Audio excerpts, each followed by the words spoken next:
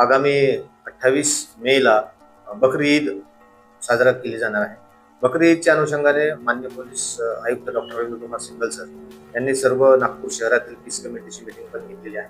आम्ही पण आमच्या लेवलवर आणि माननीय एसीबी साहेब यांच्या मार्गदर्शनामध्ये पोलीस स्टेशन कपिलनगरला आम्ही शांतता समिती, मस्जिद कमिटी, मोहल्ला कमिटी या सर्व सदस्यांची मीटिंग घेतलेली आहे. या अनुषंगाने जे सराईत गुन्हेगार आहे किंवा जे इलिगल मांस विक्री करतात किंवा इलिगल गोवंश वाहतूक करतात यांच्यावर पण आम्ही प्रिव्हेंटिव्ह कारवाई केलेल्या आहेत.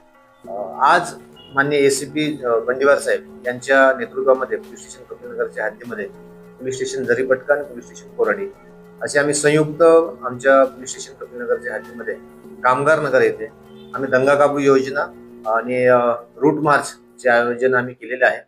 याद्वारे आम्ही एक पोलीस प्रशासन आम्ही ईदच्या निमित्ताने पोलीस प्रशासन बंदोबस्तकरिता तैनात आहे आणि सज्ज आहे. याद्वारे मी नागरिकांना एक आवाहन करू इच्छितो की कुठल्याही जे शासनाद्वारे कायद्याद्वारे जी जनावरांना वाहतूक करणे किंवा त्यांची कुर्बानी देणे बंदी आहे, तर हे बंदी जी आहे त्यानुसारच आपण वागावे किंवा असं कुठेही बंदी असलेल्या प्राण्यांची वाहतूक होत असेल किंवा त्यांची कुर्बानी होत असेल तर तात्काळ आम्हाला कळवावे आणि हे आम्ही तात्काळ त्यांच्यावर कारवाई करू.